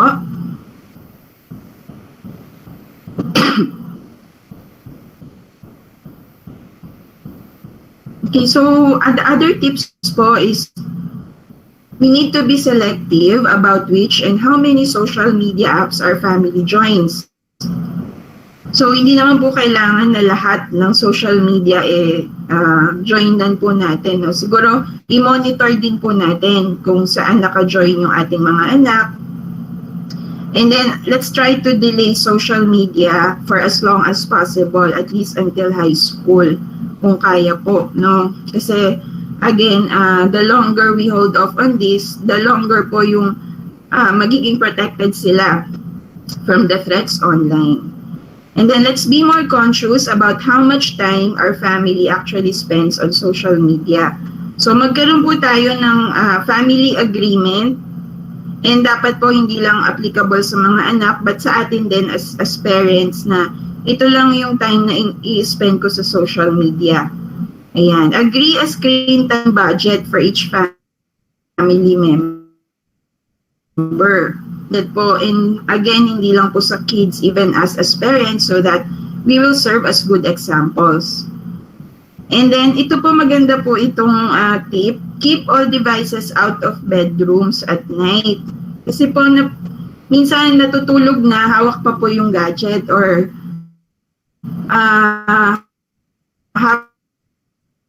half-awake, no? Nakapikit yung isang kag-scroll. Hindi po ito healthy. Let's try to have a rule na wala pong, as much as possible, we keep all devices out of bedrooms para po sa gabi talagang pahinga. Pahinga lang po sila and hindi po sila yung hanggang magdamag ay nasa gadgets po. Another tip is to turn off app notifications. Napansin po ba natin yung diniscuss ko po kanina, yung trigger po kasi ang notification. So, pwede naman po nating i-off yon yung notification. Kasi kung mapapansin po natin, every time na may notification, hindi natin mapigilan but to check.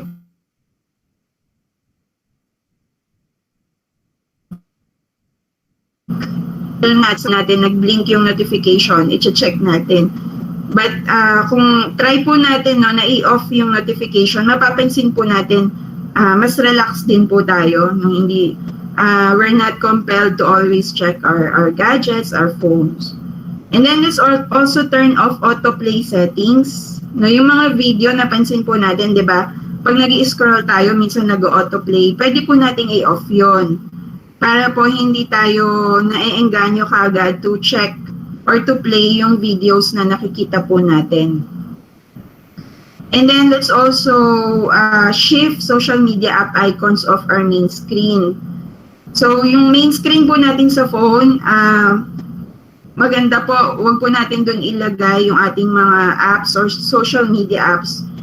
Ilagay po natin sa fourth screen o third screen para hindi po tayo natitempt to open it kagad, no? Lalo na po doon sa devices po ng ating mga anak. And then let's fact check what our family reads. Sa ano po, no, yung online news, sa totoo lang po, mas marami po ang fake news kesa sa legit na news. So kung mapapansin natin ngayon pong ng COVID-19, di po ba recently lang may kumalat na mas contagious yung P3 variant. Napakarami pong news niyan sa social media and even sa messenger, no, pag mga pinapadala pong balita on that.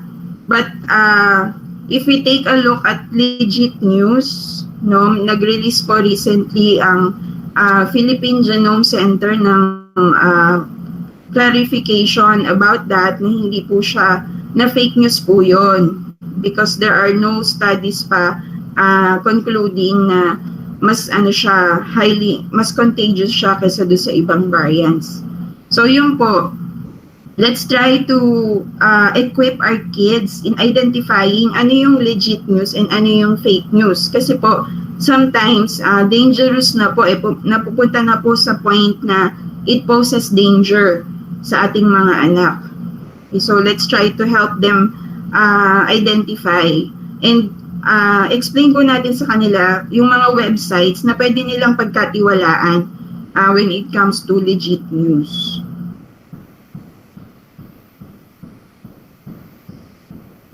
Okay, so I believe yun na po yung lahat ng tips natin, and in closing po, please allow me po to share, to leave you with this as a next screen po. Ayan. So in terms of our online use, let's remember po that yung sinasabi po na sa 1 Corinthians, which is everything is permissible for me but not everything is beneficial. Everything is permissible for me but I will not be mastered by anything. While napakarami pong benefits ng information and communication technologies, meron din po kasing tinatawag na garbage. And hopefully po, matuto tayo na i-filter yon and not be mastered by yun nga po, yung negative side ng technology and yung mga garbage po online, yung mga threats, yung mga harm, fake news, pornography, yung mga bullying, and other threats po na pwedeng harapin ng ating mga anak. Tulungan din po natin sila to identify ano yung beneficial for them and ano yung mga makakatulong in their development. And ang responsibility po na iyon ay hindi po nakasalalay sa internet. It is our responsibility as parents and as teachers to educate our children, and hopefully po nakatulong po ang ating webinar for today in doing that. Marami pong salamat and God bless everyone and keep safe po. Thank you, Ma'am Makalinaw. Thank you for that. Rin po, Ma'am. Thank you for that informative sharing. Thank you po. As regards cyber parenting. Now we move on to the Q&A portion. There are questions that are raised, I think, from our dear participants, and I think some of them were answered already during the discussion that you have just had. But there is one here that I would like to read to you.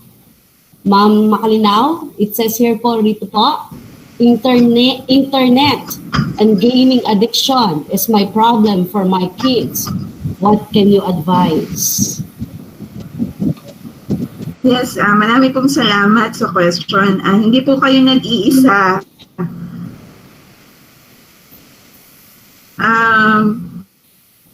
Sa bawat webinar po namin yung question, and it's heartbreaking po, no, as a parent din po na nagiging malaking problema po ito.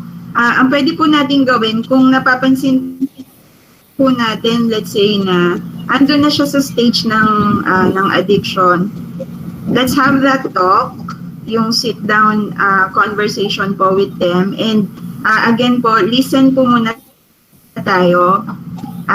Mag-draw out po tayo ng questions that will help us understand ano yung ina-enjoy po nila sa online, bakit po sila nag-internet, and then let's address them one by one. I-build po muna natin yung relationship natin with them. Kasi pag nag-impose po kagad tayo ng rules, sabi nga po yung discipline without relationship will lead to rebellion. Hindi po siya magiging effective. So let's do a sit down with them muna. Let's talk to them. And then eventually po, let's come out with an agreement na mutually agreed upon. So for example, sige, ito, let's set a time, no? Let's say 1 hour or 2 hours. Okay, I will allow you to have this online game 1 hour or 2 hours. And then let's stick to that. Pero dapat po, maganda na sa kanya manggagaling. Matanungin po natin sila, gaano ba katagal yung agreed upon time na sa tingin natin is enough na, no? And then pag nag-agree po kayong dalawa sa certain time, pag na-violate po nila, at least we can go back to that agreement na pwede natin sabihin na di ba napag-usapan natin 1 hour lang, or di ba pag school day walang gadget. So ganun po. Or pwede rin po na meron tayong rule na kailangan isa pa pong way, pwede po na may rule tayo na dapat tapos na lahat ng assignment, tapos na lahat ng household chores nila, yung nakatoka sa kanila before they can get online. So pwede rin po yung ganong approach. Maganda rin po yon kasi mapipilitan, in a way, mapipilitan po sila, okay, sige, tatapusin ko muna yung mga assignment ko, yung mga toka ko sa bahay. No, hopefully po kasi meron tayong mga responsibilities na naibibigay sa ating mga anak in terms of household chores kasi it also builds discipline. So, yung mga light lang naman po, hugas ng plato, ganyan. So, probably, isa po yun sa rules na pwede nating iset. Sige, pag natapos mo to, then you can go online for 1 hour or for 2 hours. So, ganun po. Let's just set some ground rules and be consistent dun sa sinet po natin na ground rules. Thank you, Ma'am Makalinaw, for the response. The scenarios and situations you are sharing with us are really taking place in reality. For the participants here in the Google Meet, if you have questions to ask Ma'am Jenaline about the topic, you may now have them raised.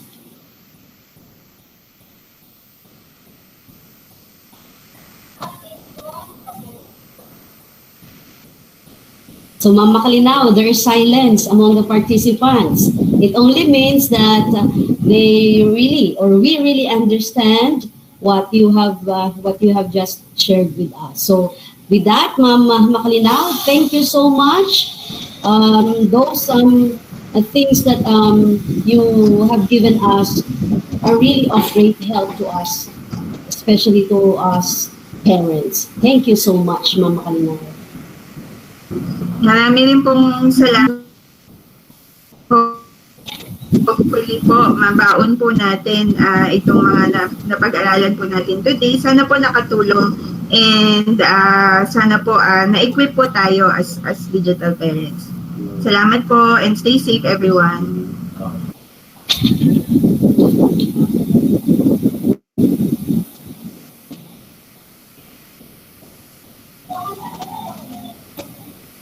Now, for the closing remarks, let us listen to the able and supportive principal of the laboratory schools, URS Tanay, Professor Wilmer I. Villa.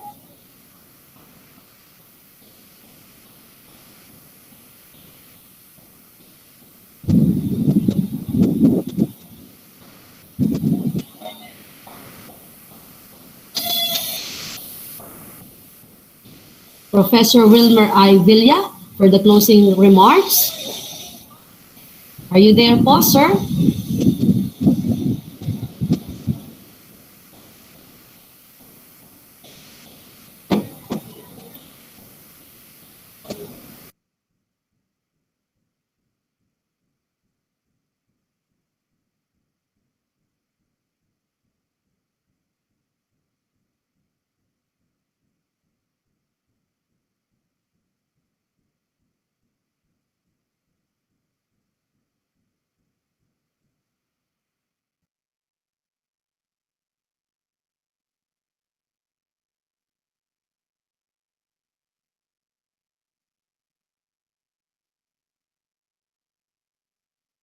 So at this time, let's have the closing remarks to be given by the head of the URS Management Information System, Engineer Marvin S. Bakiran.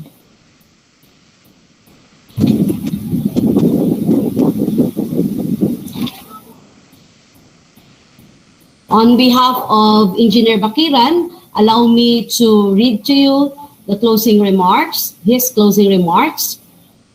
Good afternoon. I'd like to thank the DICT family for this webinar entitled Cybersecurity Awareness and Digital Parenting, Child Online Protection Advocacy. I would like to thank also the URS family and other participants for accepting and joining this webinar.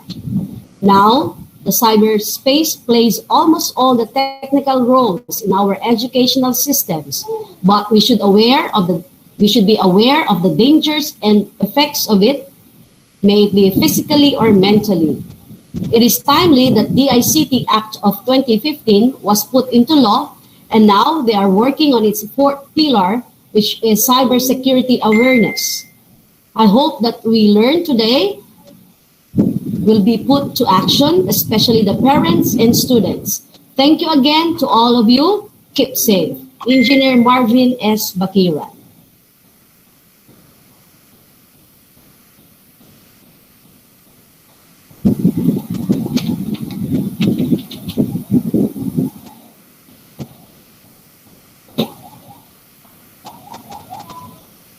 Okay, may we hear the closing remarks from our dear principal of the Laboratory Schools, URS Tanay.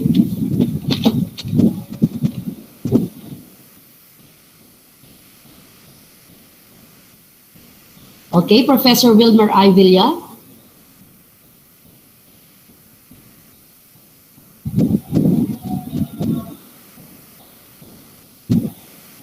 To our very own university president, Dr. Nancy T. Pascual, the very energetic and supportive Vice President for Academic Affairs, Dr. Alan E. Conde, our the-caliber guest of honor and speaker, Ma'am Jenaline Macalinaw, Policy Lead, CIE, CSMD, DICT Cybersecurity Bureau, the very flexible principal, URS Morong Laboratories, Professor Zinya Canale, our university heads MIS, Engineer Marvin Bakiran, Engineer Reynaldo TC, Director, DICT Luzon Regional Class 2, Sir Carlo Gabriel Abad, DICT Rizal Office, faculty members and staff,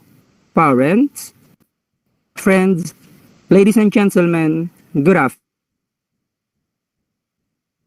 afternoon. First and foremost, I would like to timely webinar on cybersecurity awareness and digital parenting through the partnership of DICT and University of Rizal System. We are indeed enlightened with the shared information by our speaker concerning digital parenting and cybersecurity, which we believe a great ammunition for all of us to face challenges from any online dangers. The knowledge we gained from this meaningful event is expected to be applied for the good of everyone. I'm certain that this endeavor of learning the significance of both cybersecurity and digital parenting will not end here. We are looking forward for another chance and opportunity to hold and attend more webinars like this. With that, I would like to congratulate each and everyone. Mabuhay and God bless.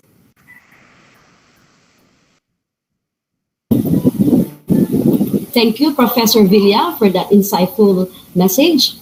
At this moment, we will also be hearing the message or the closing remarks from the respectable and zealous Acting Provincial Head of the DICT Rizal, Engineer Carlo Gabriel Abad. Thank you po. Good afternoon to all our participants and viewers. I would like to thank all of you for attending today's webinar. I would like to acknowledge Dr. Nancy T. Pascual, University President, and Dr. Alan Conde, Vice President for Academic Affairs of the University of Rizal System. Thank you very much for supporting this webinar. Also, a special thanks to our resource speaker, Ms. Jenaline Macalinaw, for sharing her knowledge about digital parenting. Sana po lahat tayo ay may bagong natutunan tungkol sa wastong paggabay sa ating mga anak o kamag-anak sa paggamit ng internet. Please like and share the official Facebook page of the Rizal Provincial Office for upcoming activities and webinars. I hope that each of us will be a responsible netizen. Once again, thank you and good afternoon. Thank you, sir, for that and for the opportunity that you have given us.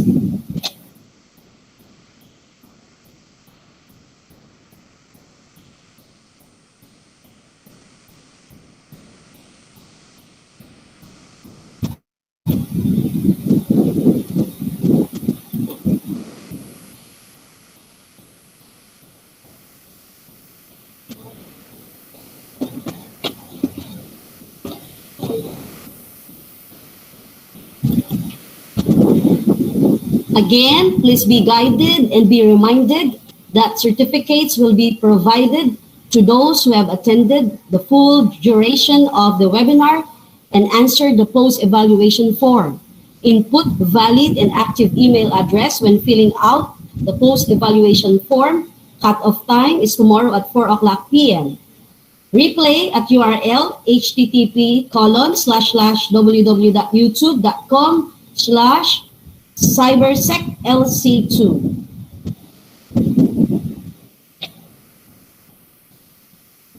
The attendance form, https://bit.ly/du-att-dgpar. The post-evaluation form at http://bit.ly/du-eval-dgpar. So please follow us on Facebook. So you can see on the screen, okay, where you can follow the